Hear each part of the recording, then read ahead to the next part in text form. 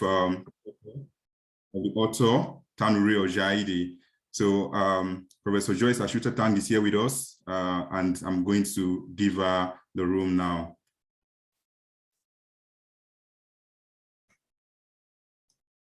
You are muted, Professor.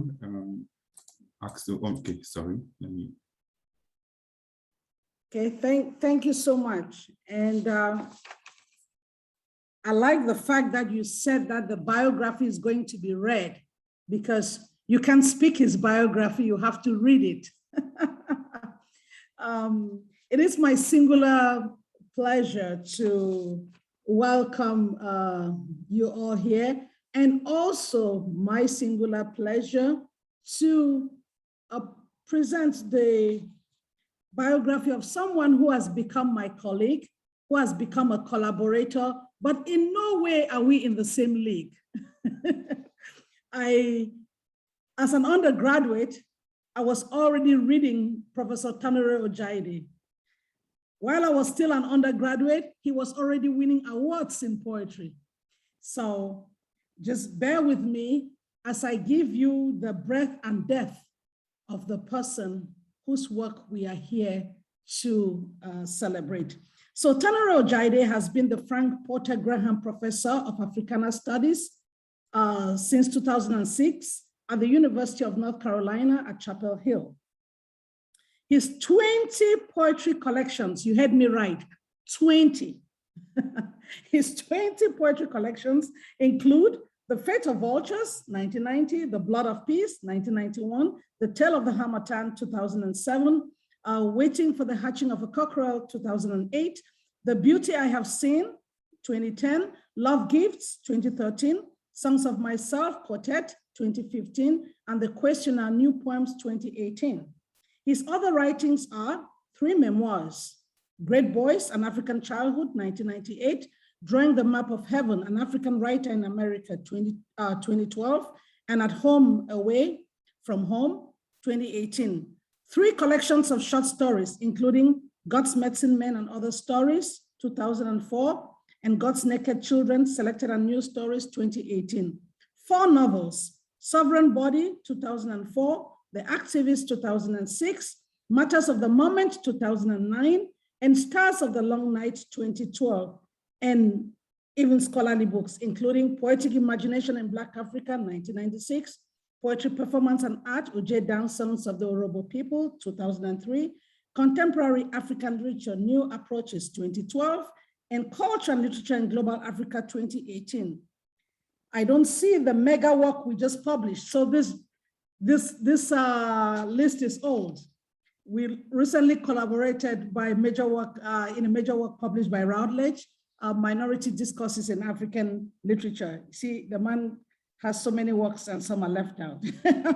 His poems have been anthologized in dozens of major anthologies, including The Poetry of Men's Lives, an international anthology, 2004, Emergency Kit, Poems for Strange Times, 1996, Borderlines, Contemporary Poems in English, 1995, and a World Assembly of Poets, Contemporary Poems, 2017. So who is Tanure Ojaide? Who is the producer of all of these works that I have just listed? Born in the rich, oil-rich but economically impoverished Niger Delta area of Nigeria, Ojaide was raised by his grandmother in a riverine rural environment. He attended a Catholic grammar school and federal government college, Wari. Ojaide was educated at the University of Ibadan, where he received a bachelor's degree in English, and Syracuse University, where he received both the MA in creative writing and a PhD in English. A fellow in writing of the University of Iowa, his poetry awards include the Commonwealth Poetry Prize for the African region, 1987, the All Africa Okigo Prize for Poetry, 1988, 1997, the BBC Arts and Africa Poetry Award, 1988, and the Association of Nigerian Authors Poetry Award, 88, 94, 2003, and 2011.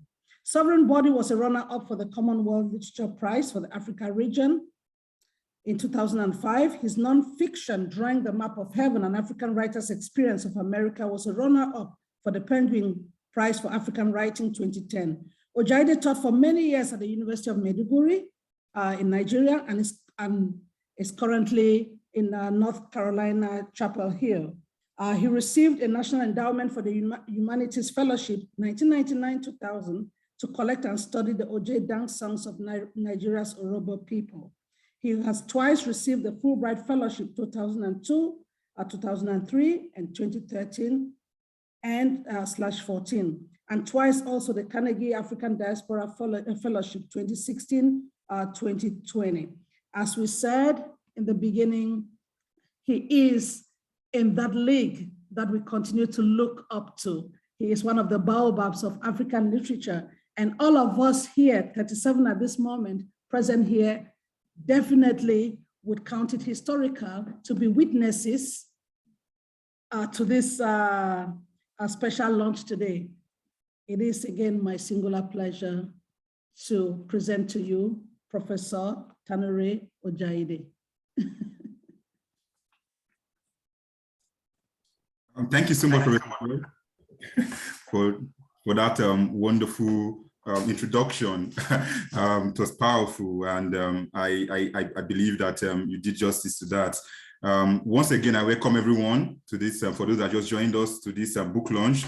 I'm just going to give us just a snapshot of what we're going to do from now, so that you get a sense. Like I said, it's not going to be an event that will take a lot of time. So after now, I'm going to hand over to Jude so that we can have the official book launch.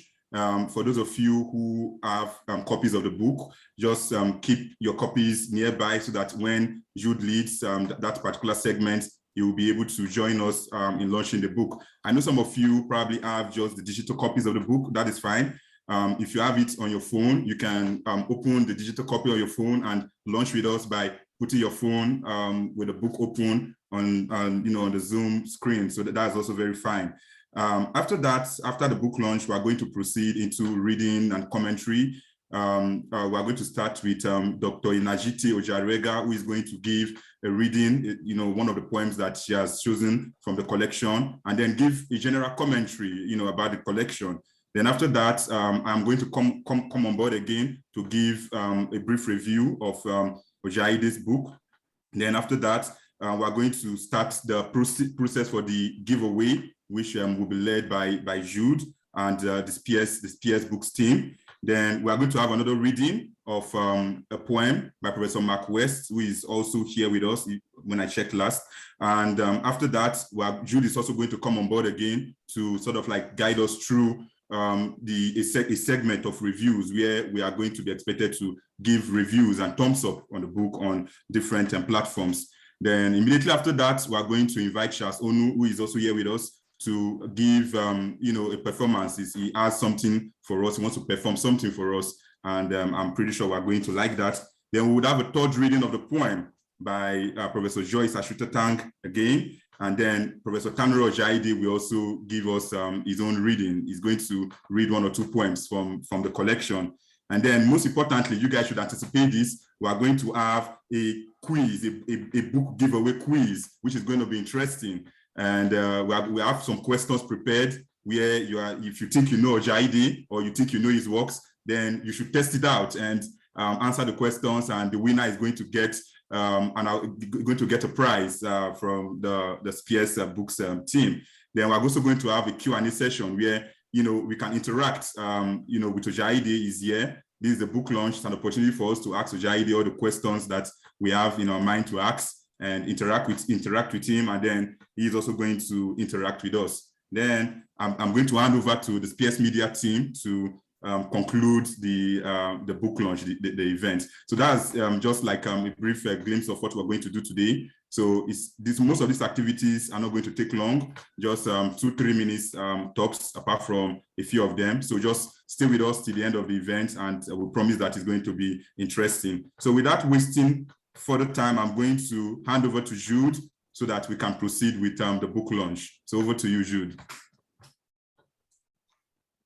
Thank you very much, Mathias. If you do have a copy of the book, this is the moment of truth. So please do raise your book. Mathias will take a screenshot of this moment, this historic moment, as Professor Ashun Tang Tang said. If you have a digital copy of the book, by all means, do raise it as well. This is the moment to turn on your camera, please, and we'll hold up our books. And Judy, if I may ask, those with their cell phone, you can put the book on your screen also and show you. Yeah, exactly. Laptop. I do see someone there with a digital copy, so that's amazing. Great. So thank you all. So this book is now officially declared launched. So thank you all. We can now. Dude, I didn't see your flash. Did you take the picture? Mathias is supposed to take that picture. Mathias, did you do that? I took a picture. I took a screenshot. All right. So one more. Okay. All right. We'll be patient. We'll do it once more. Okay. I'm going to use my phone this time. Okay. All right. So we are all smiles. We are celebrating this monumental work. Okay. Perfect. Beautiful. Beautiful. Thank you so much. And so back to you, Mathias. You guys still you owe us the champagne, right? When we meet physically. Yes, we do. We're always indebted, as you know. That's part of life. Thank you so much for joining us to officially launch the book. So the book is now deemed launched officially, and go spread the word. I'm going to invite Dr. Enajite Ojaruega to come on and to read a poem and to comment generally on the collection. So over to you, Dr. Ojaruega.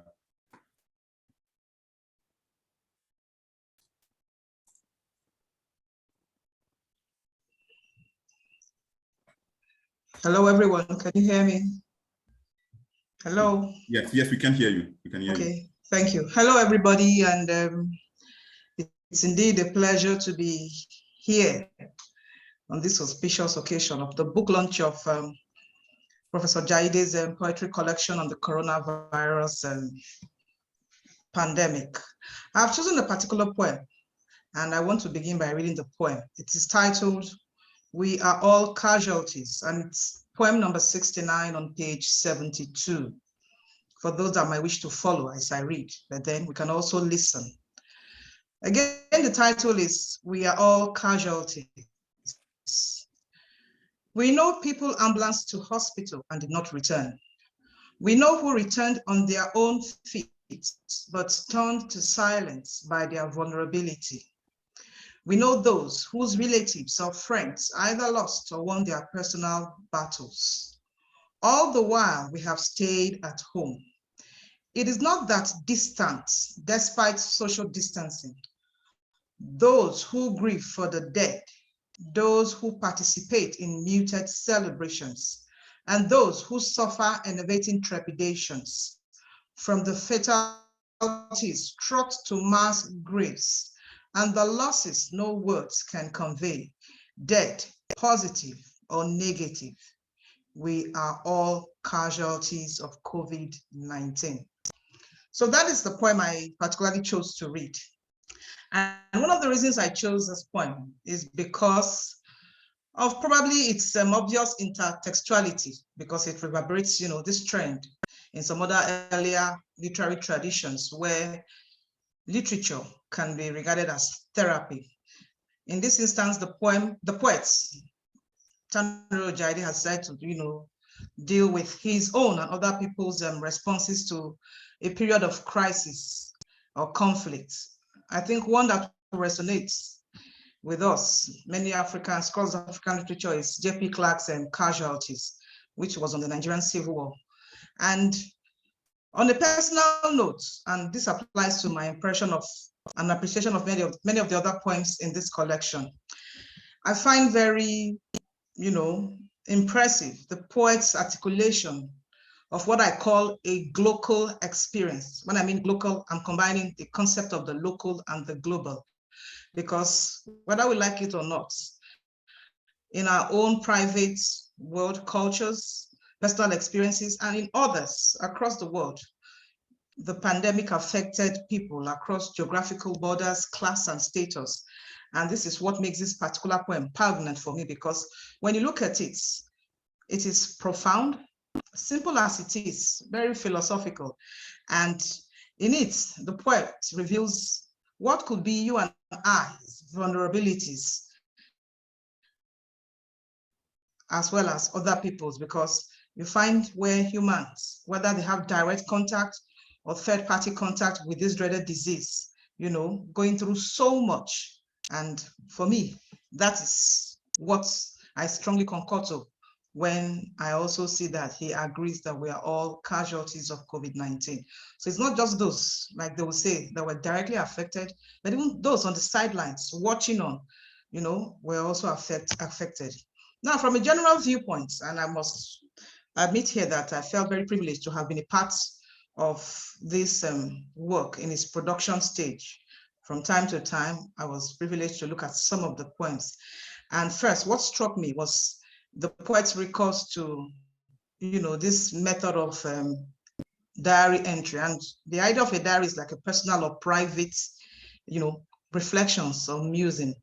But here, the poet is brave enough to allow us into his own private musings in a time when many try to keep a brave front. So it somehow reassures us of our humanity, because in the course of reading his personal diary, we find echoes and refractions of our own individual fears, anxieties, and even triumphs, as you can see, mentioned in the poem in such a precarious time. Another thing that struck me about this poem is the universal truth which this collection reveals, because it became obvious during this time of the coronavirus pandemic that as humans, we need each other. We found out that it was during this time, even in spite of the separation enforced by lockdowns, distance and separation, people tried as much as possible to keep, in touch. It was, I think, a time like never before, because we found people, reaching out to family, friends, loved ones, even long forgotten acquaintances, just to keep in touch, check on them. And this became possible through technology, phones, whether audio or visual, calls. And for me, it brought the world together, because across the Atlantic, people were, able to connect and check on people's progress, whether mental, physical, and other welfare during this period. Then to cap it all, I find that a poet as Tanure Ojaide will remain what he is known for, in spite of treating an overarching theme, and that is this issue of the coronavirus pandemic. I don't know if some of you have read the collection in whole, but you cannot also miss, again, his concern and awareness of his environment. You will have thought that since many people were locked behind their walls, the non-human elements will be forgotten. But you find him in some of these poems reflecting on, the nature, the life of the non-human elements like plants and animal lives during this pandemic. And I seem to see a kind of satisfaction in his tone that, in spite of, yes, the crisis humans are going through, nature is taking care of its own, because he describes in some of the poems what he observes during some of his walks. He sees nature with the fresh eyes, and then he sees, animal and plant life blossoming and then doing so well. And that is a contrast, or the irony, to show that indeed the non-human and human elements need to complement each other, and we are really intertwined. So as a way of, concluding my own comments, I want to earnestly thank the poet for the opportunity to have looked at this poem, and I encourage those who haven't read it to look at it, because this is a classic example of poetry as therapy. Thank you very much. Thank you very much, Dr. Enajite Ojaruega, for your comments. This is a classic example of poetry as therapy. That's just that's just very interesting. And I was just thinking about a potential research paper, poetry as therapy: a study of Tanure Ojaide's narrow escapes. So yeah, that's fantastic. You're muted. That's fantastic. So without further ado, I am going to go on to the next segment, just to complement what Dr. Ojaruega said. I am going to read a review that we're getting a preview of this review because I sent it to African Literature Today for publication in their next, in their forthcoming volume. So I'm just going to read it here and just put it out there. So I am going to read it. Don't mind me. Tanure Ojaide's collection of 237 poems incisively reveals the human condition using the coronavirus pandemic as a conduit. Written in the form of diary entries, the collection is a personal reflection on how the virus impacted the persona and the entire world. As a prolific writer, Ojaide has published over 20 poetry collections on various themes. However, Narrow Escape stands out for its overarching structure, the elegiac tone and form of the poems, and the interweaving of sociopolitical happenings and geriatric meditations into the figuration of the pandemic. The poems are chronologically presented in keeping to their diary forms, and the themes are far-ranging. The overwhelming turn of events caused by the virus necessitated Ojaide's thematization of abnormality in every year cannot be normal. In this poem, the personal's reflective tone invites the reader to contemplate the sudden changes that the pandemic has necessitated. Quote, in a normal year, we celebrate birthdays and burials, take titles and gather to party and dance, unquote. By recreating what the persona considers normal, the contrast between the past and the present is accentuated. Quote, every year cannot always be normal, unquote. Through the metaphor of tantrums between lovers, Ojaide imagines the pandemic as inevitable and bound to happen as part of human existence. And bound to happen as part of human existence. The persona says further, quote, in a normal year, leaps out this abnormality. An invisible virus terrorizes the world, routs the powerful from their comforts, the weak further humiliated by the plethora of failings, unquote. Here, the virus is modified with the word invincible, and its effects are described in the image of terrorism. At this point, the speaker's perception of the virus is clouded with awe and shock. Significantly, Ojaide uses the virus to destabilize the divisions in human society.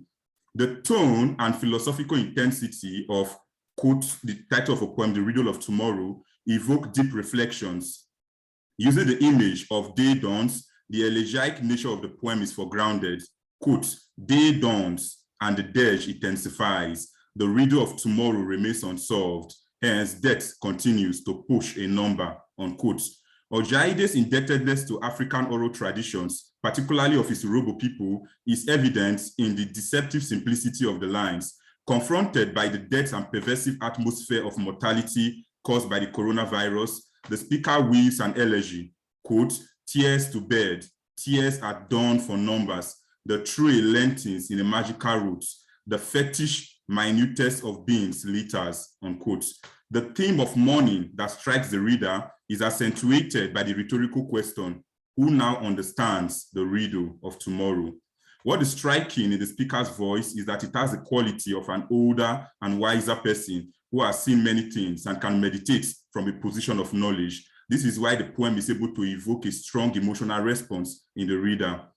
Ojaide employs Urhobo Uje poetics in a show of power in the way it taunts the American Air Force and positions the small one as an underestimated but potent rival.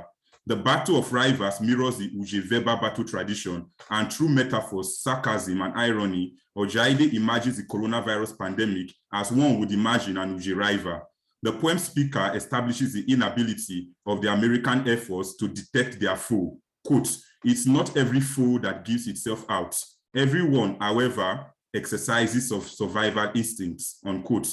In a style that is deeply influenced by Urhobo Uje, the speaker says, quote, the small one taunts the most powerful. He draws the hawk to an open combat, one whose wings fly faster than a flash, and the invincible one sticks to the surface, unquote. The employment of irony is evident in the fact that despite the speed and battle readiness of the hawk, it cannot fight something hidden in plain sight. The use of taunts is also significant in thinking of the influence of Uje in this poem. Uje rivals are known to taunt themselves in the battle of words, and each omeswo tries to belittle and ridicule the other. Ojaide imagines the coronavirus as the greater Omesuo who pulls down the hawk despite being a superpower. Power discourse is engaged in light of the coronavirus in poems like Koro and Tall Expectations. In Koro, Ojaide imagines the divide between the global north and global south through the metaphor of the Olympics. Despite all expectations and forecasts about how the virus would destroy countries in the global south, particularly African nations, the reality was very different. Ojaide captures this by foregrounding the disability of the sprightly nations of the global north who became impotent in the Paralympics despite their wealth. Contrary to their expectations, quote, it was a surprise that the poor and weak of the South, often ridden over by the brash ones of the North, scored even better to redefine themselves, unquote. Using the coronavirus as a background, Ojaide challenges the coloniality of power by emphasizing the global South's resilience against all odds. This coloniality of power also motivates Ojaide's vision of an egalitarian world in Tall Expectations. Here, the speaker anticipated that the pandemic would, quote, bring the rich to the same level as the poor, unquote. But despite all the deaths and infections, quote, it has not yet devoured racism, but magnified it. And even the colonialist thought of testing vaccines among those who suffered the least toll of the pandemic, unquote. The preceding lines allude to the French scientists who suggested that vaccines should first be tested in Africa. Ojaide's purpose here is to confront the idea of epistemic superiority by foregrounding how the pandemic further revealed power imbalance in the world. In Ways of Dying, Ojaide alludes to Zeke Sumda's novel of the same title. Here, he critiques governments that have denied their people the right to choose, quote unquote, their way of dying. This critique comes from a position of failed promises and bad leadership over the years, quote, as one government after another made fools of them, unquote. What is striking in this poem is the speaker's alliance with the people who imagine coronavirus as a lesser evil in the face of hunger and starvation. This alliance does not come from a denial of the virus's capacity to infect and cause life-threatening sickness, but from a sense of patriotism with the people oppressed by the leaders over the years. Like Toloki, the main character who reflects on the issues plaguing the ghettos in post-apartheid South Africa, this poem speaker contemplates the issues that the people have to confront daily and asks, quote, why should chieftains choose for others, harried from all sides, their preferred way of dying, unquote. This question invites the reader to sympathize with those on precarious margins. Furthermore, in Fresh Casualties, Ojaide incorporates the title of J.P. Clark's famous poem, Casualties, and focuses on the attacks on innocent Nigerians by the police in a bid to enforce the lockdown. The speaker's comments that the police kill more than coronavirus is apt in showing the precarity of the people who are more likely to face death at the hands of police officers than the virus. The speaker further indicts bureaucrats, governments, and the deaf presidents for hoarding food and forcing people to stay at home even when citizens are dying. Finally, the resistance imaginary is invoked when the speaker says, quote, the people are resistance fighters, falling, rising, falling, and hoping someday to overcome not only coronavirus and hunger, but also the monsters called leaders, unquote. By focusing on the resilience and agency of the people, Ojaide inscribes hope in the face of despondence. In A Net Over Italy, Ojaide's persona continues in the elegiac mode and reflects on the pandemic-caused death tolls in Italy. The poem begins with a personified death who, quote, threw a vast net over Italy and the land flares with grief, unquote.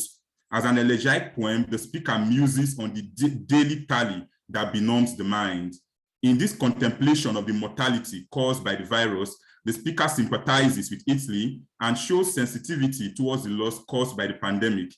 Similarly, the titular poem of the collection, Narrow Escapes, shows the speaker's distress and apprehension, especially as those close to him test positive for the virus. As an overarching trope, the rhetorical question allows Ojaide speakers to muse, even as it invites the reader to reflect on various issues. Here, the rhetorical question reveals the vulnerability of the persona as he asks, quote, who says this litany of survivors does not hit me enough, with them escaping narrowly than almost caught by a sliver, unquote. In poems like Ode to Solitude, This Is Not the Time to Celebrate Age, and Coping with COVID-19, Ojaide foregrounds the theme of aging and vulnerability. The speakers in these poems all acknowledge their age and try to make sense of the realities of a pandemic world vis-a-vis geriatric imagery. In Ode to Solitude, a poem that alludes to Alexander Pope's poem of the same title, the speaker reviews his life and feels the divine. In This Is Not a Time to Celebrate Age, he contemplates the vulnerability of old age, especially in a pandemic situation. And in Coping with COVID-19, the speaker gives us a peek into his experience with COVID-19. Ojaide turns his attention to police brutality and racism in poems like Some Police Are Crueler Than the Coronavirus and Coronavirus Pales Before Racism. In the former, the speaker alludes to the murder of George Floyd by police officers in the United States. Quote, a white policeman with hands in his pockets, as if well-trained for gruesome murder all his life, knelt on a neck and despite I can't breathe, said over and over again, press life out of him, unquote. The speaker compares this act of brutal murder with the coronavirus and comments that the murder makes coronavirus preferable. This conforms to Ojaide's central idea that humans have refused to change and reinvent themselves despite the coronavirus death toll. Ojaide uses the animal metaphor of dog and cat to establish the worthlessness of Black lives. Racism is described as a pandemic, and this description corroborates the idea that Ojaide uses the coronavirus as a subtext to foreground issues of injustice. It is this sentiment that one finds also in Coronavirus Pales Before Racism. Here, the speaker draws attention to, quote, the rising statistics of Black deaths from racist police killings, unquote. Described as ethnic cleansing, Ojaide imagines this as a greater evil than the virus. Ojaide's Narrow Escapes is a masterfully crafted collection of poems that treat issues ranging from the effects of the coronavirus pandemic to those bordering on social justice, geriatric vulnerability, sociopolitical malaise, and the coloniality of power in the era of globalization and multinational capitalism. His diary form allows the poet to meditate on all of these issues using a voice that is both familiar and distant in many ways. Ojaide's ability to weave broader issues into his musings on the coronavirus reveals his advanced artistry. In terms of form, the poems are deeply influenced by oral traditions, funeral dirges, and by the works of other notable writers. The influence of other writers is noticeable in Ojaide's titular homages to them.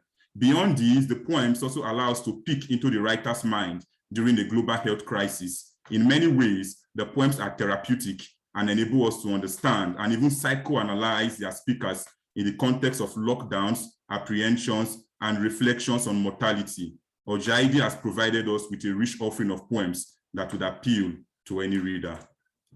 So that's my review. I said brief, but apparently it's not so brief of Tanure Ojaide's Narrow Escapes, which has been sent to African Literature Today and is due to come out soon.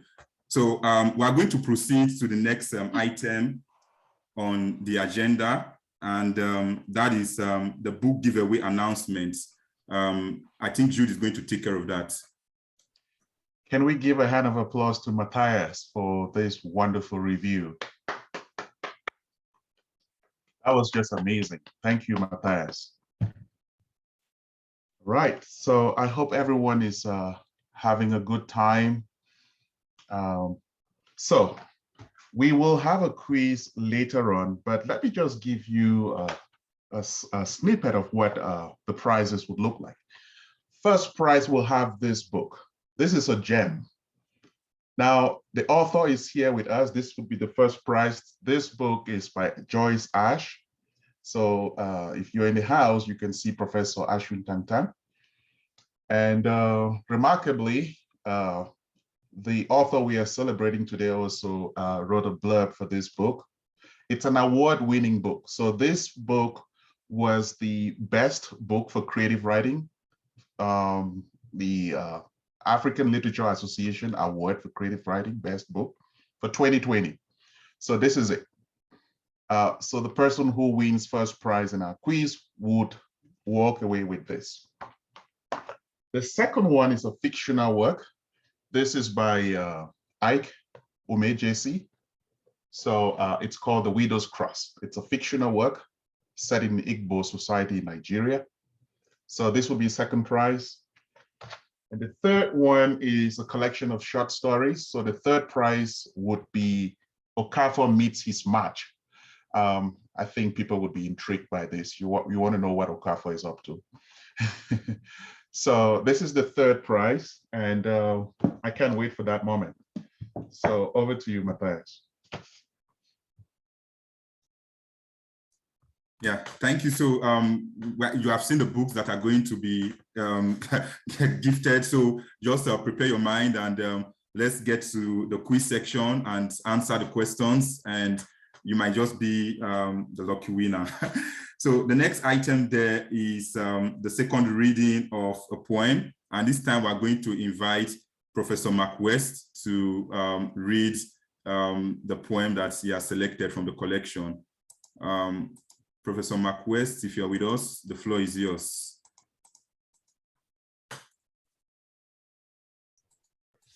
Hello, and thank you for inviting me to this book launch. I'm very pleased to be honoring my friend's book. He has published so many books. We teach in the same university, the University of North Carolina at Charlotte, and I was privileged to be able to read an early version of this book, and I was very impressed with all of the poems, but especially the poems that were personal, where he would talk about in the poems his own family. And so I want to read two of those poems.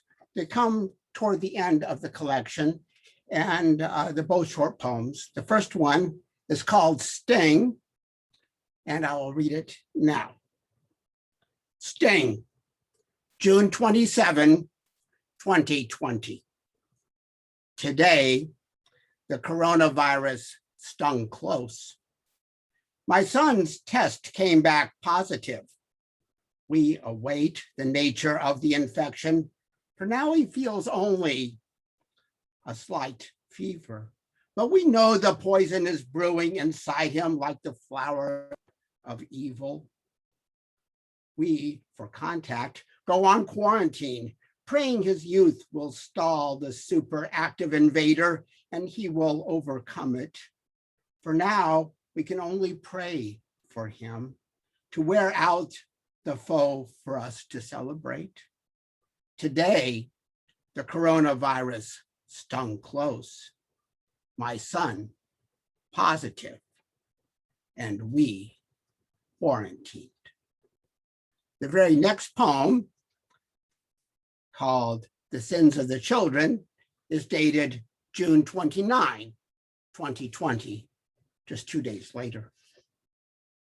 The sins of the children can pass to their parents in the season of the coronavirus pandemic, and so it's their responsibility to keep their parents safe. My careful son gave a ride his carefree sister, who flew in for a needless party, the origin of the sin.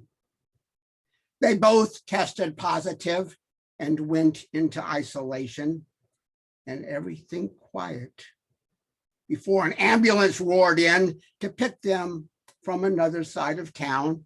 And I heard coronavirus makes parents pay dearly for the sins of their children. And it's only a miracle they did not stay long enough after their outing to infect us. We must have had a narrow escape. Thank you, and thank you, Tanure. Thank you, Professor Marquez, for that very wonderful, exciting reading of the poems. It was almost as if I was just there at the time when Ojaide was writing these poems. Very evocative poems, and the way you brought life to the poems is just fantastic. Thank you so much for that reading. Thank you. Yeah. So without further ado, we're going to move on to the next item on the agenda. So I'm going to return to Jude so that he can take us through the book review, And I'm also going to be hinting at Charles so that he can get ready for his performance. So over to you, Jude. Thank you very much, Mathias. Thank you, Professor West, for such a wonderful, phenomenal reading. Really enjoyed that. So here is what we will do. I know that this book is just recently published, and we are still trying to promote it as best as we can. I know some of you who are attending this session are planning to buy your copy. This is a moment for us to just promote this title. So I'm going to paste 2 links on the chat. So I want you to click on that and give the book. Ideally, we're hoping you like this book so much you'll give it 5 stars. So there are 2 links there. One is for Amazon. If you have a copy, let's say you bought your copy from Amazon, it would actually say you are a verified owner.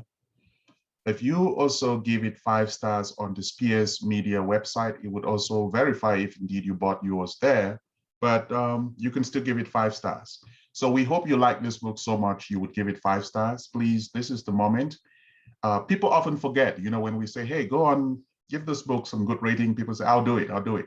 So this is the moment. All right, so please, I would like us to take a few moments, click on those links, and give this book the rating you think it deserves. For me, I think it's 5 stars. And I'm sure Mathias would agree. And many, many others. Also, we will, I think, while we give people the opportunity to rate this book, we'll bring in the music. We had a performer, but before we do that, one more thing. I searched for this book on Goodreads. I couldn't find it there, and I thought it is unacceptable. So all of you good readers who have accounts with Goodreads, go to Goodreads and add this book. So your friends would be able to see it, your family would be able to see it, you can click it and say, this is a book you're reading now. I'm assuming that everyone knows goodreads.com. So go on goodreads.com as well, add this book because it's not there. Goodreads.com is not complete without this book. So we need to have this book on goodreads.com. We have submitted this book, I think, for at least 3 awards.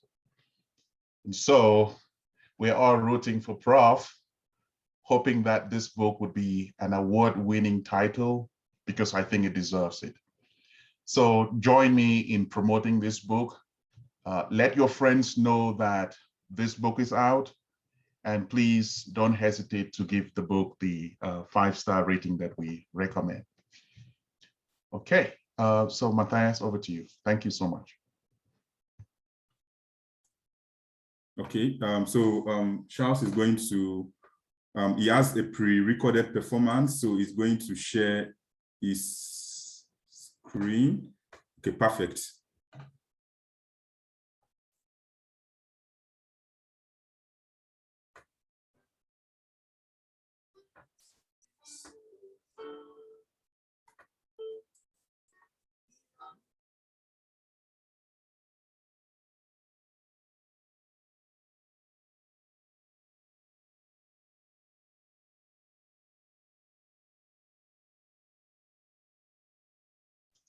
Mathias, we cannot hear anything. You're muted.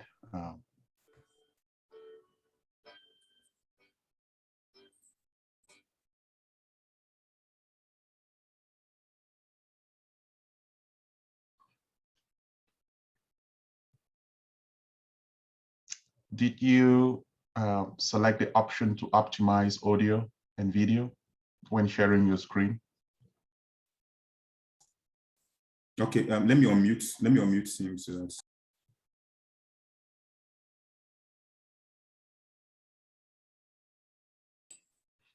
Oh, sorry.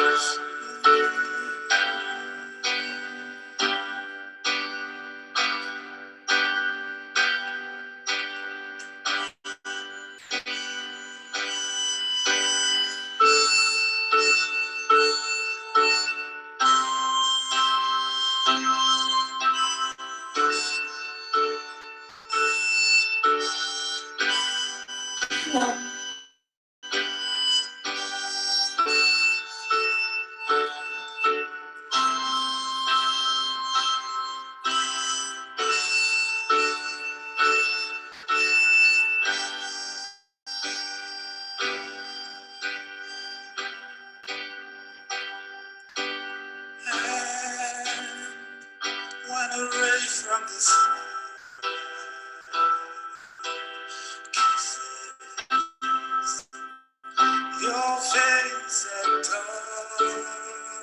Oh, may you smile and say, oh, what a wonderful day. Amen. Amen. Amen.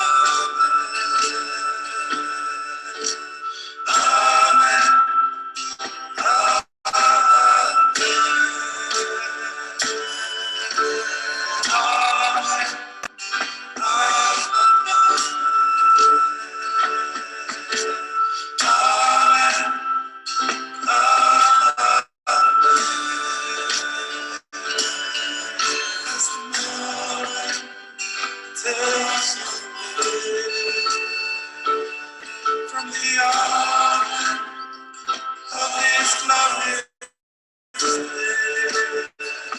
may your way led by the sun. May your woman led by the sun.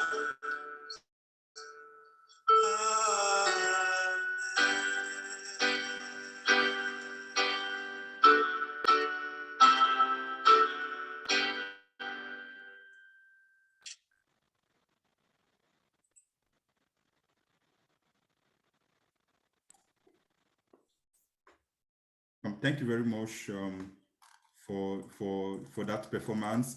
I'm sorry that the video was not very good. It's a pre-recorded performance. He would have done it live, but today is Charles's birthday, if I didn't say that. So he just had to, just come in to make sure that he kept his words to me, he kept his promise to me. Charles is doing his PhD in computer science at McGill University. So this is, just his passion, him pursuing his passion. So thank you very much, Charles, for coming. I know you still have lots of things to do, but thank you so much. So we're going to go on to the next item on the agenda, and that is the third reading of the poem. And this time we're going to go back to Professor Joyce Ash to read a poem that she has chosen. And so over to you, Professor Ash. Let me unmute. Oh, thank you so much for this opportunity. And so I have chosen a Pidgin English poem. And as you know, we have different kinds of Pidgin.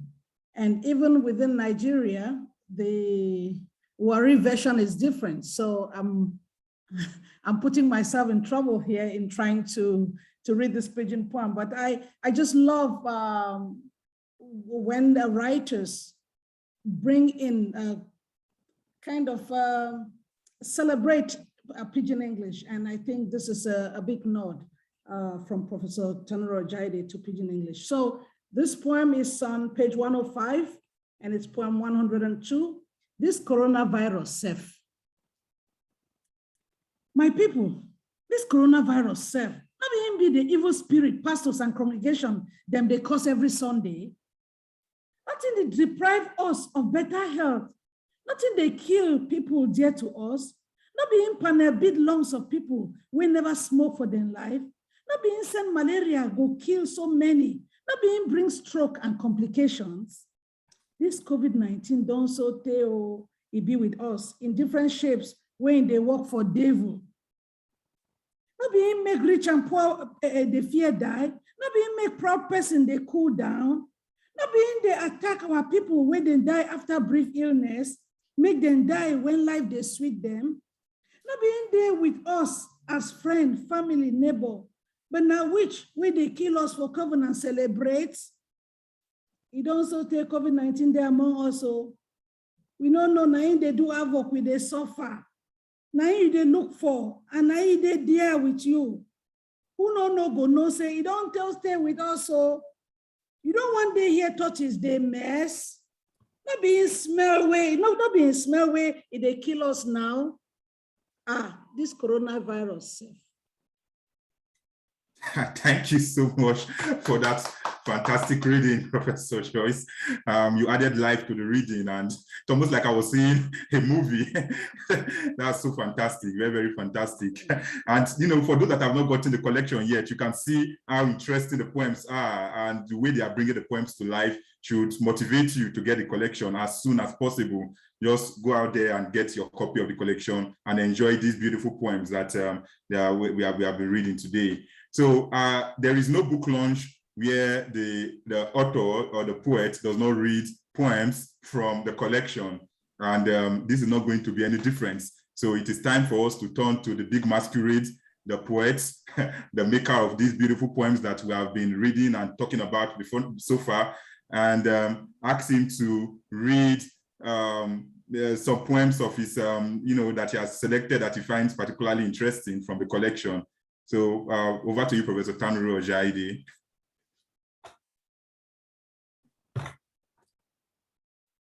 I think you're muted. Just a minute.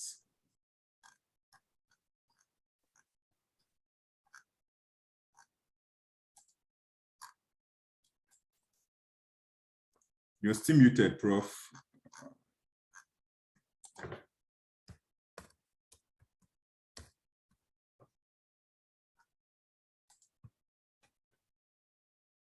You will see a request asking you to unmute yourself. Okay, yeah. So thank you, everybody present. It's an honor to have all of you here launch my book, and I feel happy. The book is nothing if it's not read, and I'm happy you are hearing a part of the book. And in the tradition I come from, when you compose a song or a poem, until it is read out, it's not complete. So the collection I've done is coming alive in this book launch. I will read two poems for you, and I will, one of the poems is not the common Chinese brand, not the common Chinese brand. We heard about the coronavirus originating from China, but not the common Chinese brand. This was written on March 19, 2020, at the very beginning.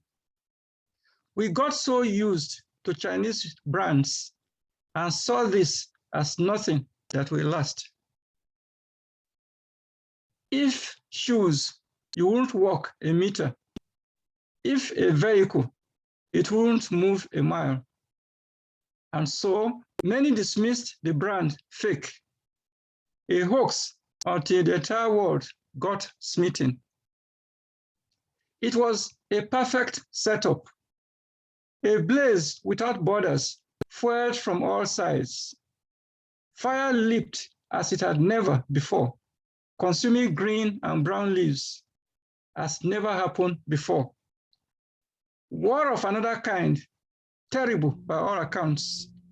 Mortality made it serious business. From now on, every nation cares for itself. There's no Chinese brand to break down before leaving its borders.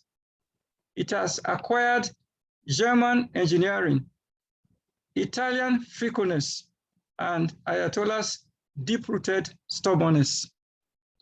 The global blaze consumes all in its path. So that is that poem. I read another one. Many of these poems are very close to home. And as Professor Mark West said, and all of you have said, it's a diary. It's a poetic diary, a book, a poetry of reflection, and so forth. And I think three of the people I wrote this poem about should be watching or listening. The estrangement, the estrangement. My last born has not shown up at home for several weeks.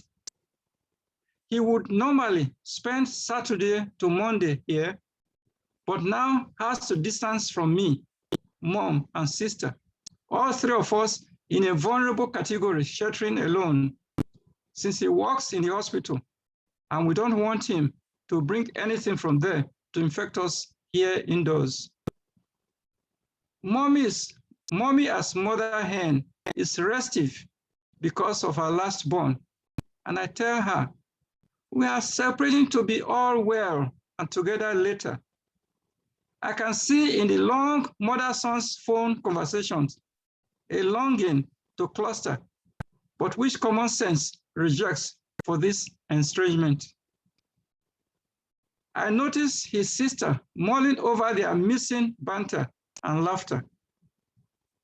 The father-son rivalry played out in weekly table tennis contests on hold. I fear I won't grow old in the lockdown as not to always narrowly win and he narrowly lose after this is over. My son has not shown up at home for weeks. I know not when. That was then. He now comes. Things have calmed down a bit. So I think that's all I should read.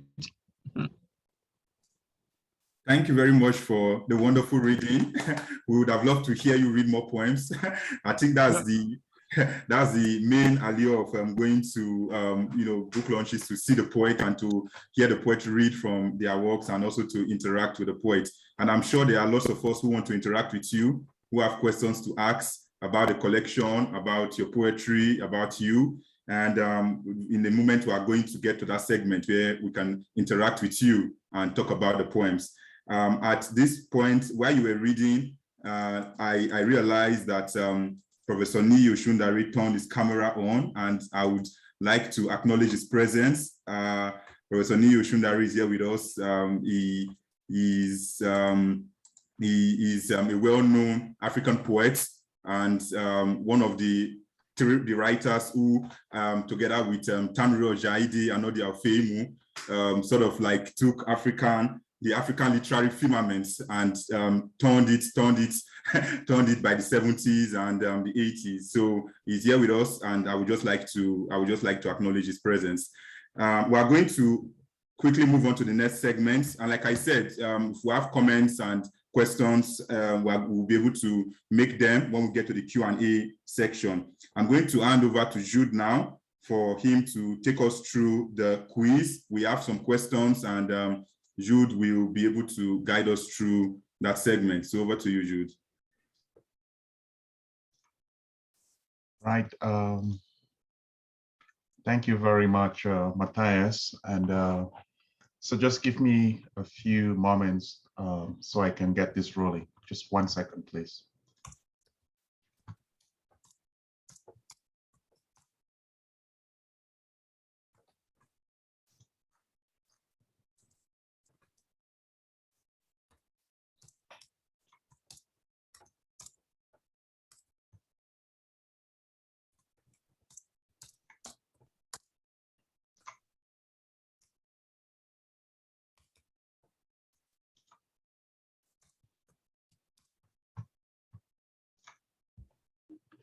Okay, so this is what we will do. I'm going to share my screen, and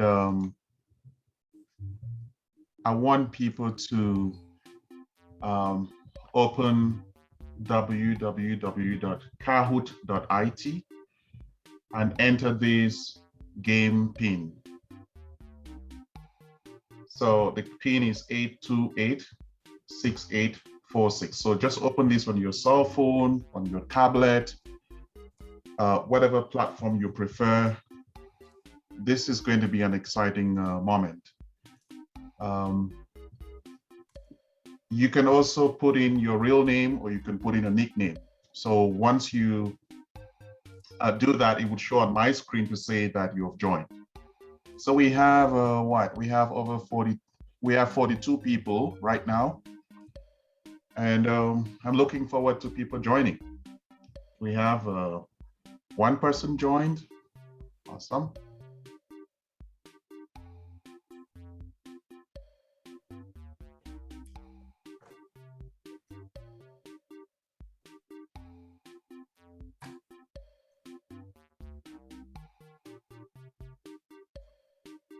So once we have a good number of people join, we will start. Everyone who would like to participate in this game, please join. So we have 4 participants so far. I see no one is joining with their real names. Are people going undercover?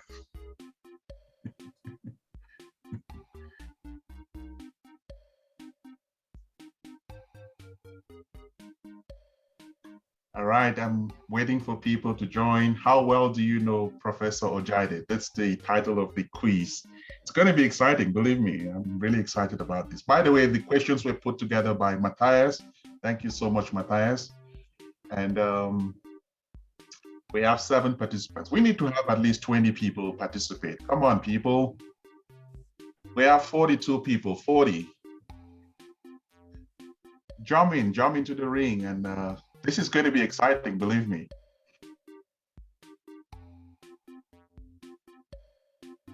We have 9 so far. We want everybody to get involved. So I'm hoping that you all would enjoy this session.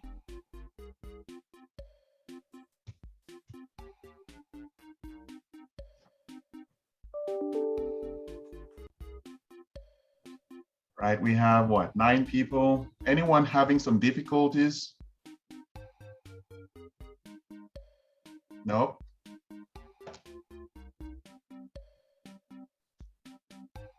So 9 out of 40 people. We should have more.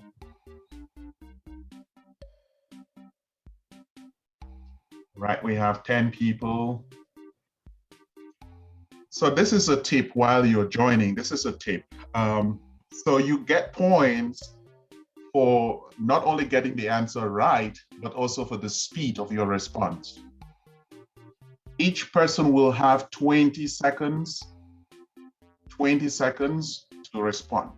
So That's the maximum amount of time you will get. And speed and having the right answer will give you the most amount of points. So please jump right in and let's see how it goes. Right, we have 13 people, that's wonderful, 14. So let me just join, awesome. Right, once we hit 15, we will start, right? And then others can join if you want to, if you feel inspired. But if you really, really want to win one of these books, this is the moment. This is your ticket to winning this book. Uh-oh, what happened? We had 14 people, it's reduced to 12. Are some people changing their minds? I hope not.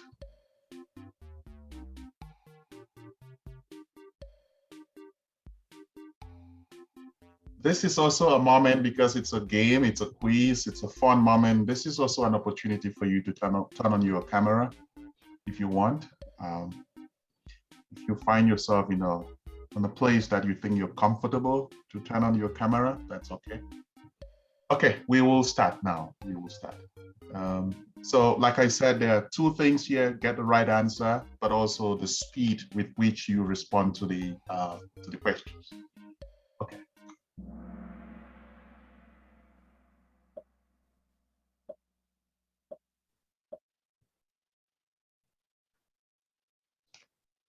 So here is the first question. You have 20 seconds to respond.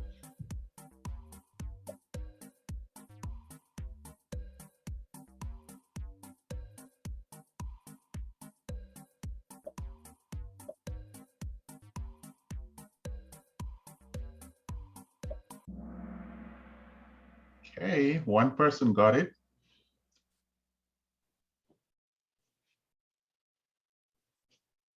All right, let's see. Who is that person?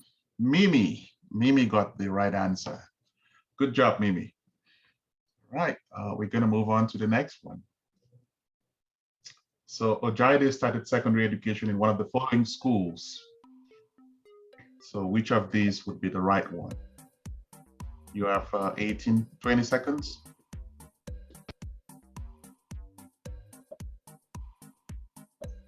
So just hit the one that you think is ideal.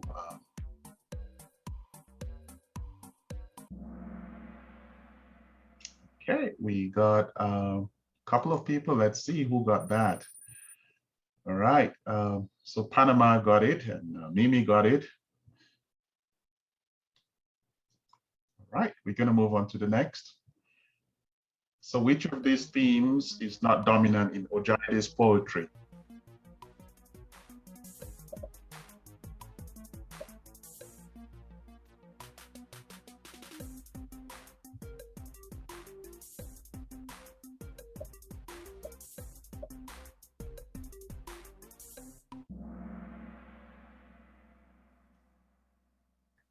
All right, so the right answer is immanence. Let's see who got that right. Okay, Mimi is back. Panama. All right, it's proving to be a tough quiz. Mathias, people will be cursing you after this.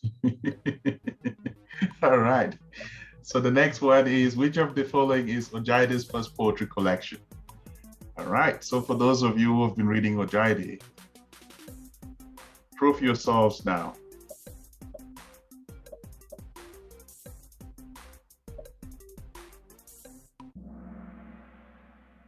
Children of Iroko and Other Poems. That would be the right one.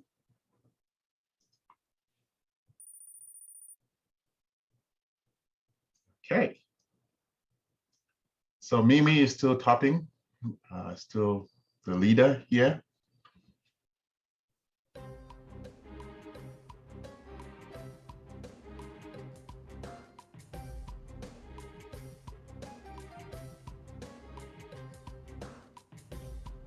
We are at the halfway point now, so still make it. Right, let's see. So the right answer is the blue one. Okay, looks like nobody got that. The next one is where Prof has taught.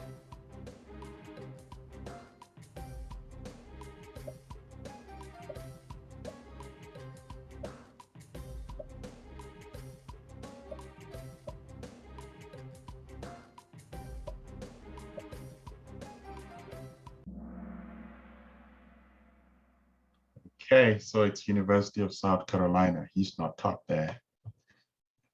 Good job. Okay, let's make progress. Uh-oh, we do have a new winner. All right, Dafe or Daf. Let's move on. So this is question number 7. Question number 7.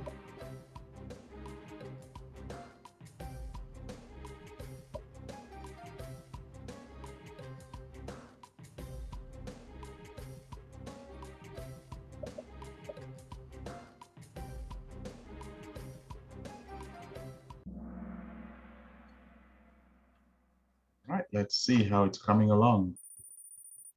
Okay, we have a third contender there, Kennedy. Kennedy is doing well. All right, we are moving on to number 8. Number 8. So Ojaide won the Nigerian National Order of Merit Prize in which year?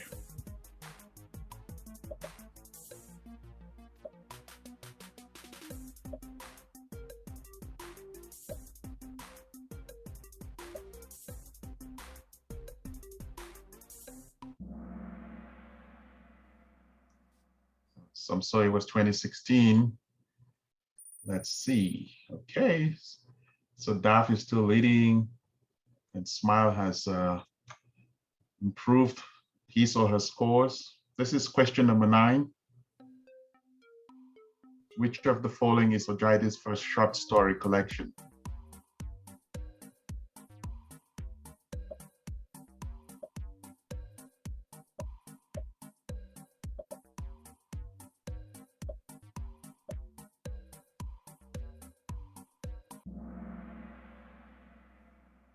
Okay, let's see.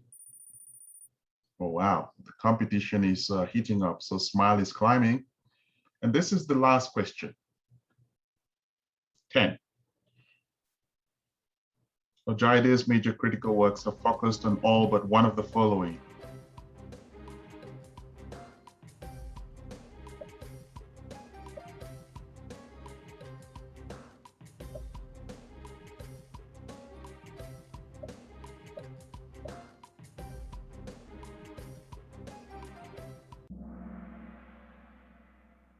Okay, so we're done, and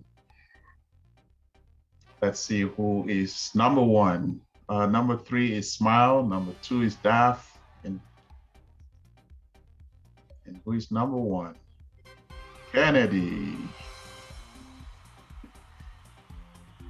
Kennedy is number 1. And the runner-up is Daf, and then Smile is 3rd. So, so Kennedy, you're going to have a copy of this, and Daf is going to have a copy of The Widow's Cross, and the 3rd prize would go to Smile, who is, the title you're going to get is Okafor Meets His Match. So please do send your mailing addresses, and we will make sure that you have those books mailed to you. Thank you for participating. We hope you enjoyed it. My sense is that it looks like the quiz was a bit too tough. Now, Mathias, you should own that. It's not on me. No, it wasn't tough. I got all the questions here from Professor's Wikipedia page. Like, they are all on the Wikipedia page. I didn't do any further research to get the questions. Okay. Yeah, but I apologize if they seem like a little bit tough. But, you know, honestly, I got them from the Wikipedia. I just went to the Wikipedia page And then I just got the information from there and set the questions. I was just pulling your leg. Okay. But that was great. That was great. Thank you so much for putting that together. Yeah, congratulations to Kennedy. Yeah, that was fantastic. So we're going to move over to the next segment quickly so that we don't waste further time. And that is the Q&A, which is the segment that many people have been looking forward to. They want to interact with the writer. They want to ask Professor Ojaide questions, and they want him to talk about his work. So I'm going to be moderating this segment. So it's going to be relatively easy. If you have a comment or a question to ask Professor Ojaide, you want to ask him about this particular collection, or you have a question about his writing in general, just raise your hands. I will acknowledge you and we'll get along. So I can see Aqua, you have your hands up. Yeah, so I'm going to unmute you now and ask you to go ahead.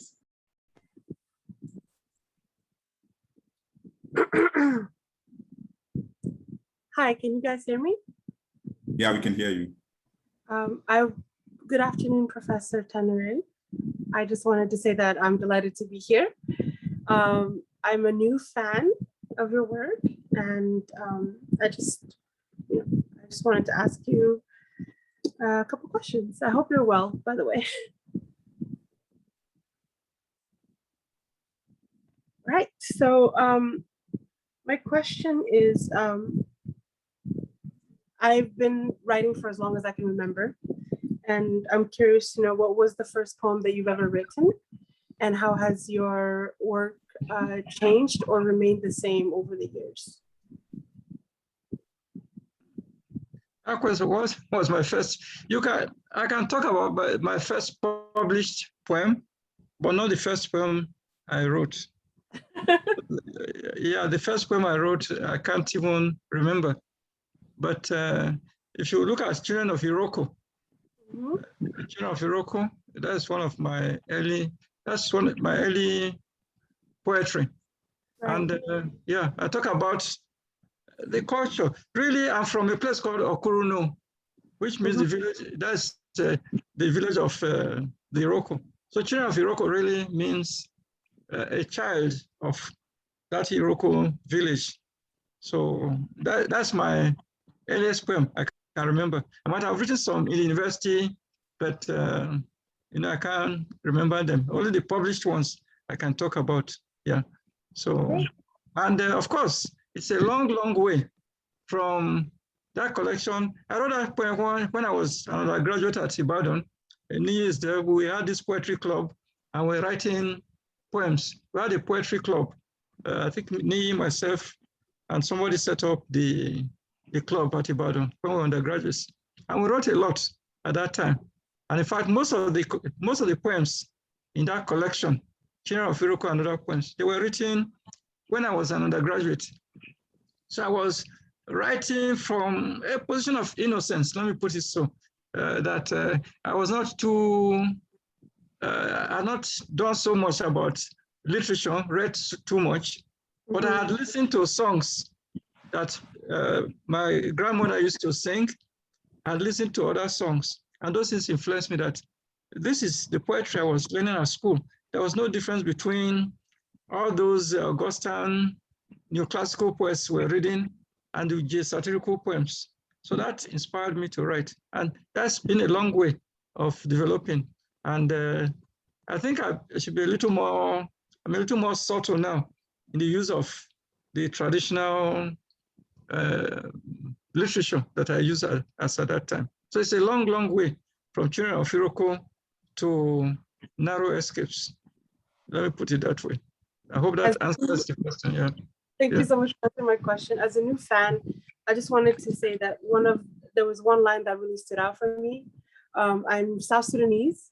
So one of your lines that said, once they transform without effort into goats, pigs, pythons, and their beasts scrambling in the oil-gutted soil. I absolutely fell in love with that, and it kind of inspired me to kind of get in touch with my roots. So Thank you. Thank you. I think I might have been writing about politicians, how they transform themselves into beasts. When they're running for elections, there are different people. But once they are there, once elected, they behave like animals, so to say. Thank you. Thank you. Yeah. Thank you very much, Akwal, for your question. Professor Niyi Osundare had his hands up. Yeah, so over to you, Professor Niyi Osundare.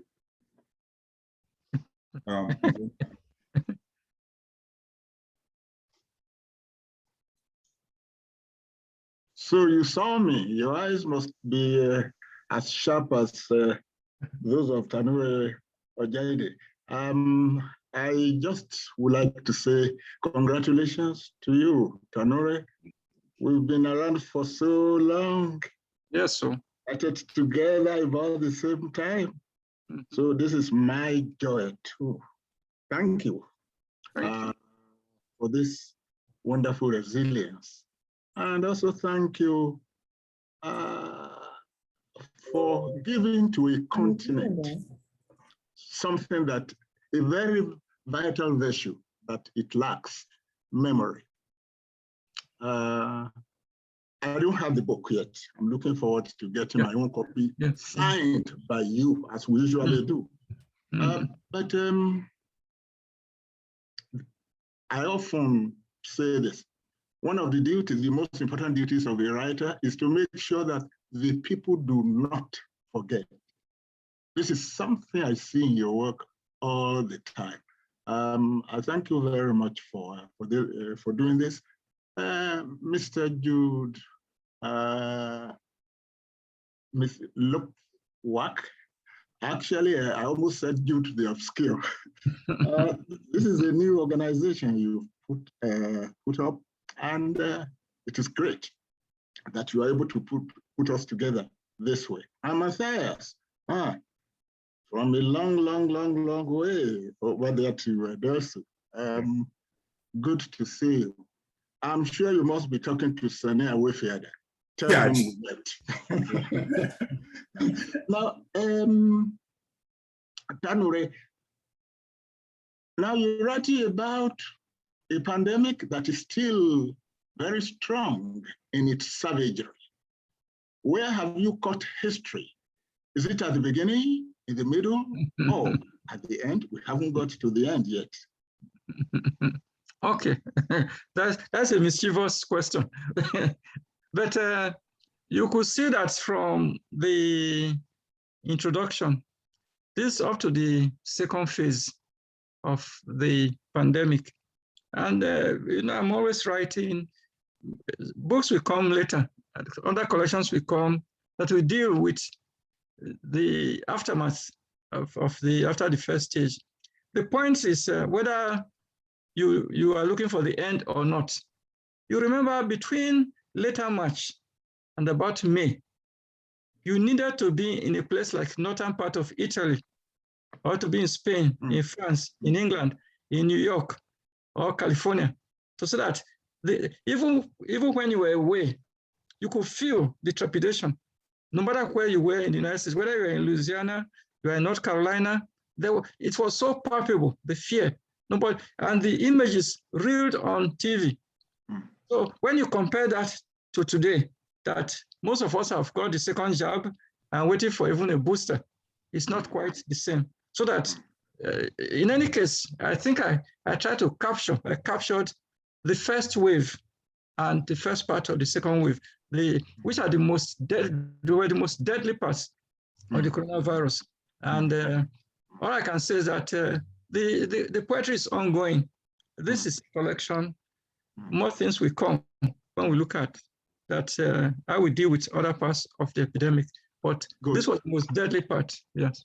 Good. And in just one sentence or two, thank you very much, Professor Joyce Ash, for that very professional rendering of the Pidgin poem.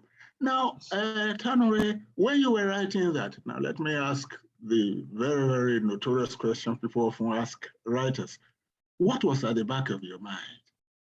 That little injection of humor into a very dark narrative. Yeah, but as you say, the best tragedies are some comedy, and this is a very serious. Coronavirus is a serious business. It's still serious, but far more serious at that time. But in spite of that gloomy atmosphere, see, I think there were so many things that a tiny, something that's invisible bug could terrify superpower nations itself. I think you could see the sarcasm. There has to be some element of humor. It may not be that type of humor that's so, but at the same time, that we still live on. We have to live. We have to carry on with the business of life as this thing was there. So I think humor or laughter, in a way, can make stronger the sense of tragedy of that time. So it's not hilarious type of humor that you find in the collection, but that humor that makes you understand that in life, even as, in fact, in the Yoruba tradition, there's a dance of defiance. There's the dance of defiance. Even when somebody dies, you see that there's also celebration. People drink, they sing, they dance, even at a funeral. At the same time, they know people will die. So I think that's in the tradition of mixing some humor with deep tragedy. So I hope it works. You do well, my brother. Now time for banga soup. Yeah, you missed it yesterday. You missed it. Thank you very much, Professor Niyi Osundare, for your questions and for answering them. I'm very sure that many people will agree with me that the highlight of this event has been this interaction Osundare and Ojaide. I have never had the pleasure of seeing both of you, at the same forum, and this is the first time. So for me, we've been together since the 70s, 60s, late 60s, 60s. Yeah. For me, this is very exciting. So we have just less than 10 minutes to go for this session. So I am going to still invite further questions, comments. If you have anything you want to ask in the next 10 minutes, you can indicate by raising your hands, and I will be able to acknowledge you. Because it might be about this particular collection or about other books by the poets, by the writer. So are there any other questions, comments? It seems there's Henri Peloye. Oh, okay. Yeah. Oh, okay, yeah. So Dr. Peloye, you can.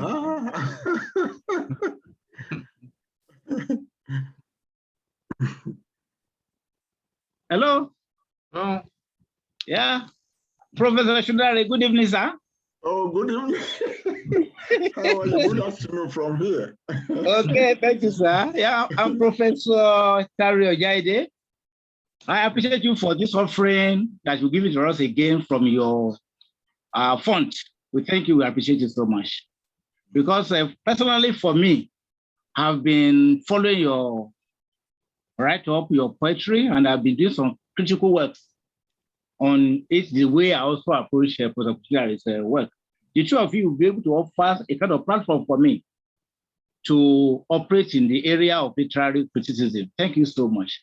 Yeah, for this new collection that is coming from Professor Tanure Ojaide, I look at the form and it's a kind of a diary.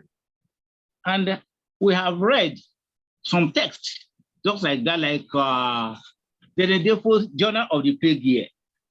We read something like that before.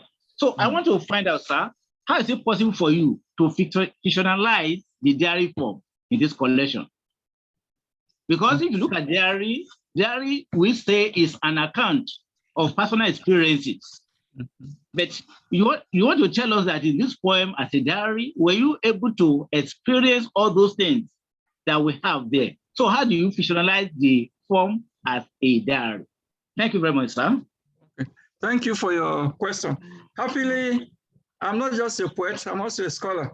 So I can answer your question well. See, we don't have to look to Western definitions of terms, whether of diary, whether of autobiography, whether of memoir. You see, these things are also in our traditions. If you look at our oral traditions.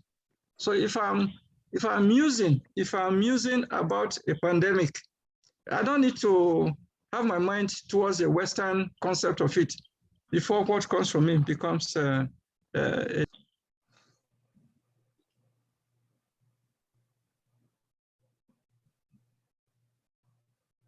The voice is gone.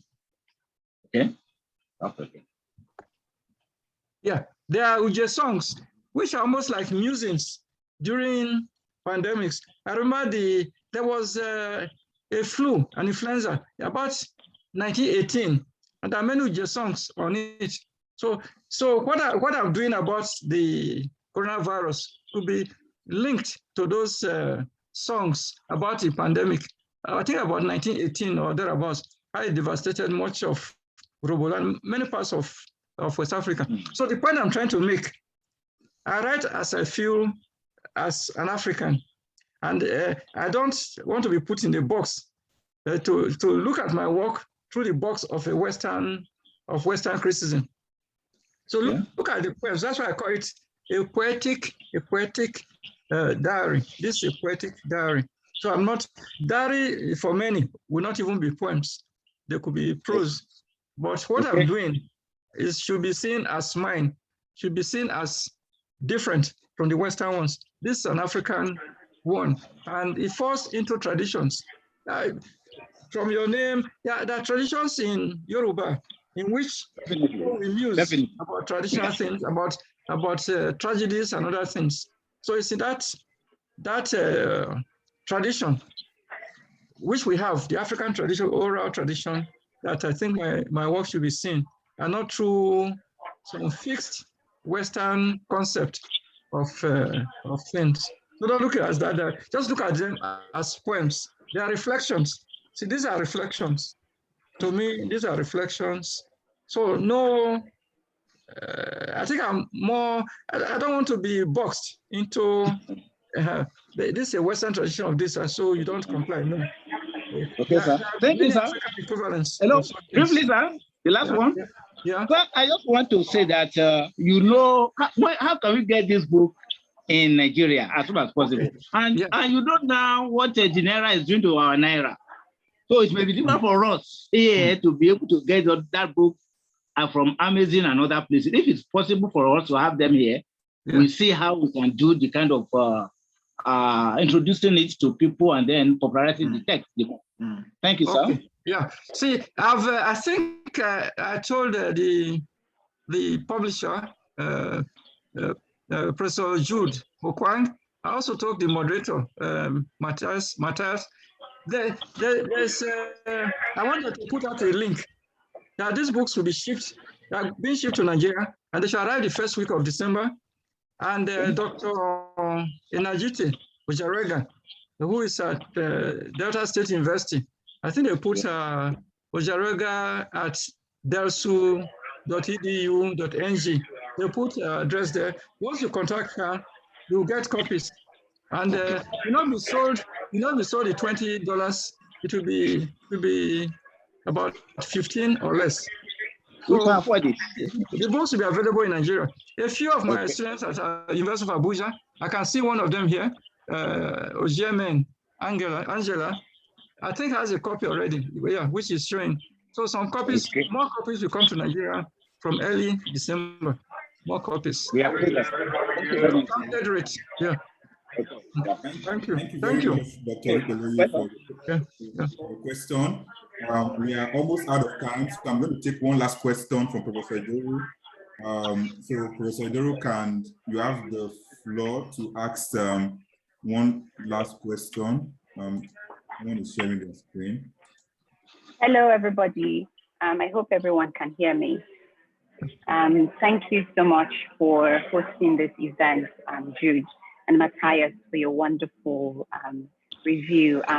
Professor Ojaide, it's a remarkable collection, and It's been a joy to read it. My question really is connected to the previous question, and it was gratifying to hear you center African literary forms, to say that, look, this is a work that is emerging from a certain kind of African tradition of poetry.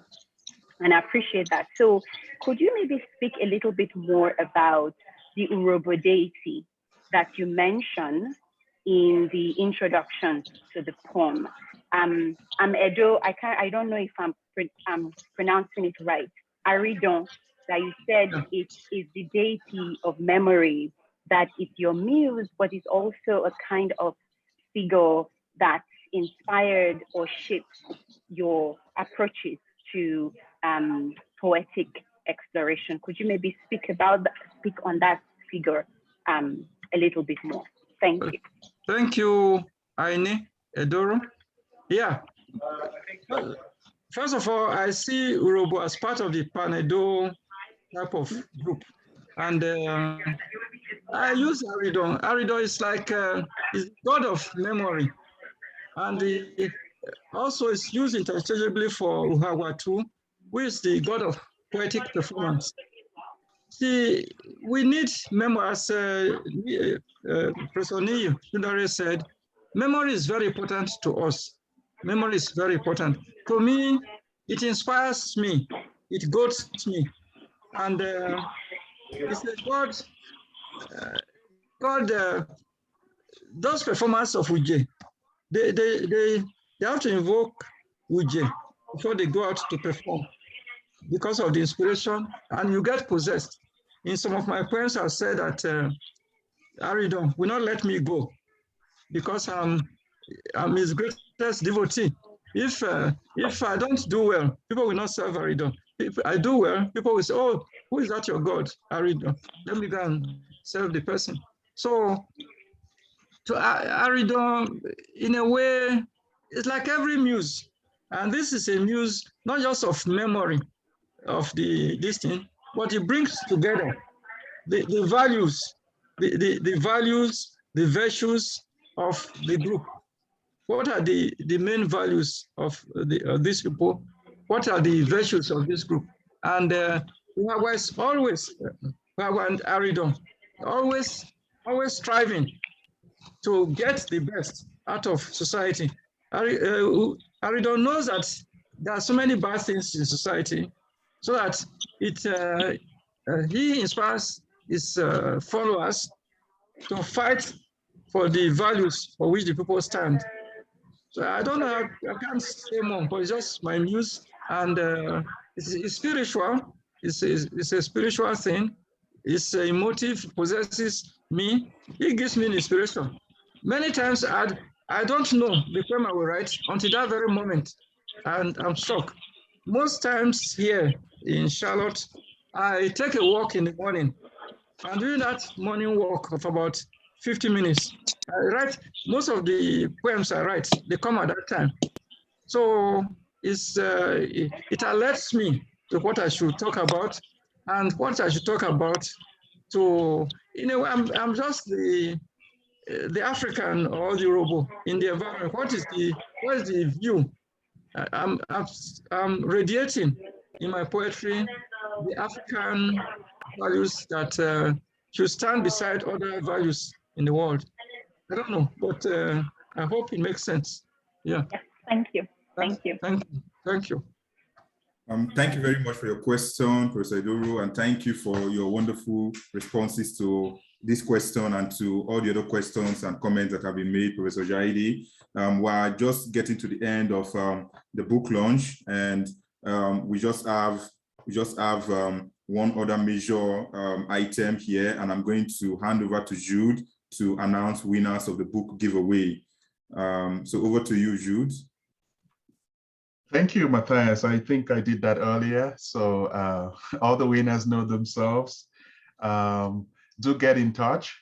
If you are in the house still, please you can actually send your mailing address to Mathias or myself, and we will ensure that your prize gets to you.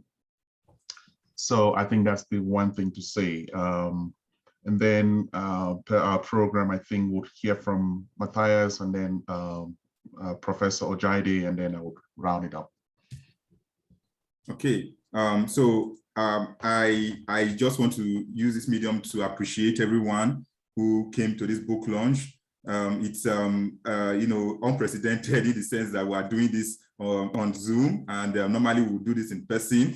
So I appreciate everyone from wherever you are for creating the time, for being with us from the beginning to the end of this event. We appreciate your comments, we appreciate your participation and everything. And I am so honored to have been the moderator at this event. In many ways, the takeaway for me, like I said earlier on, was to see Professor Osundare and Professor Ojaide on the same screen and having a conversation. So I am humbled by that, and I appreciate Jude for the opportunity, and Professor Ojaide for giving us something that would create this kind of avenue. So thank you very much. I'm going to hand over now to I'm going to allow Professor Ojaide to make his closing remarks, and then Jude will also give his closing remarks. So over to you, Professor Ojaide, for your closing remarks. Good afternoon, everybody. Good evening in some places, and good afternoon in some places. I want to say again, I appreciate your coming. It's a great honor to me. The book is worthless if it is not read. And the aim of this launching is to create awareness so that people will know that this book exists and should be read. From the readings we've done today and future readings, people buying the books, I think people will be able to read what I've written. The book is nothing, all the points are just ordinary words until they are read and discussed. So I want to thank Professor Jude Fokwang, who is the publisher. It is an exceptional publisher.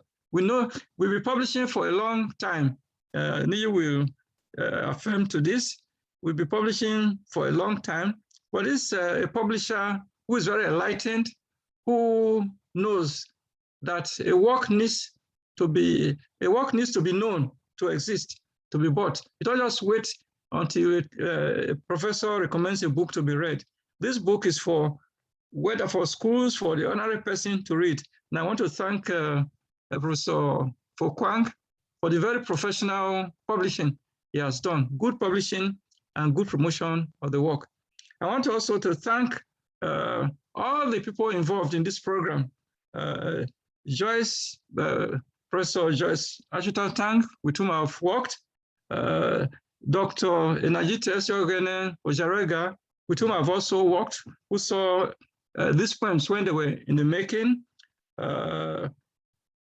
Professor Mark West, my colleague at University of North Carolina. These are in Charlotte and not Chapel Hill.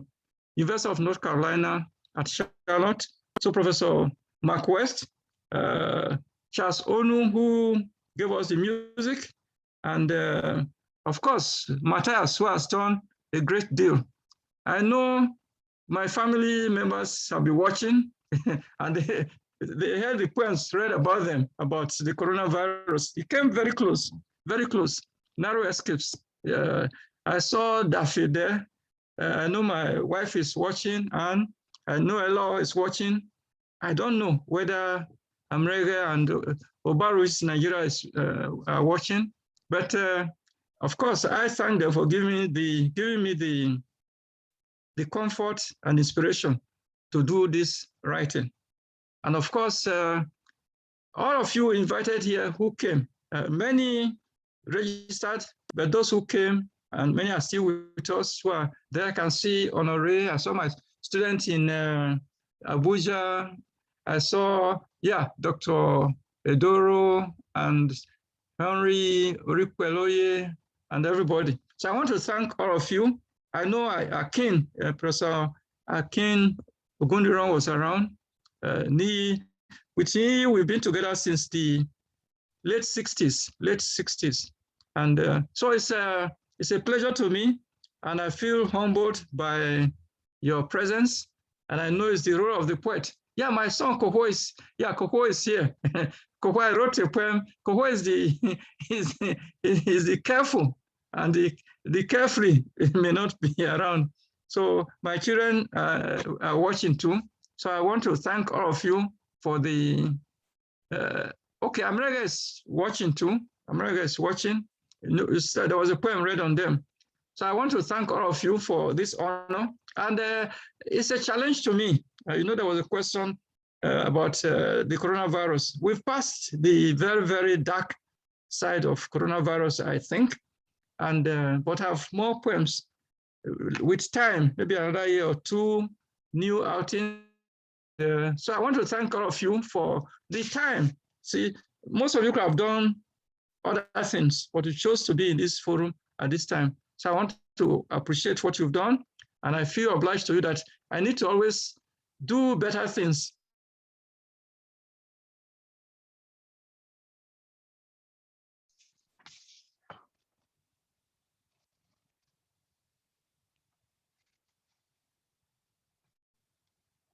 Mathias? Oh, okay, yeah, I didn't get finished. Yeah, thank you very much. Thank you very much for that great speech. I'm going to go, turn the mic, give the mic to Jude, Professor Fokwan, to have his closing remarks. Thank you so much, Mathias. You've done a phenomenal job. Thank you so much. Really appreciate you moderating this event.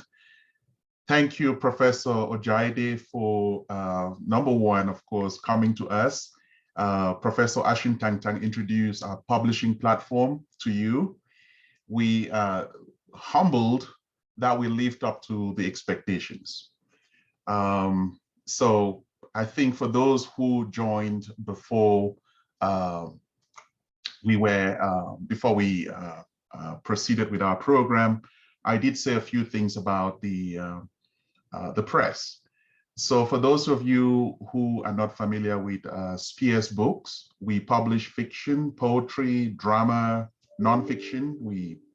So if you have a work or you know someone who is looking for an African owned publisher that is very professional, we try to meet international standards, do direct them to us and we'll be more than pleased to work with them. Our website is spearsmedia.com. We are found on social media. The handles would be Spears Books on Instagram, on Facebook, and on Twitter. It's the same handle. So do like and follow us. And I want to say congratulations again to Professor Ojaide. I hope that this would be an award-winning book, and we look forward to coming back to celebrate this title when those awards start coming in. So thank you again for coming, and we look forward to seeing you at our next event, hopefully in 2022. So we'll be putting out a schedule later on. If you want to follow our events, just like us on Facebook, and you will know when we have our next event. So thank you, everyone, and enjoy the rest of your weekend.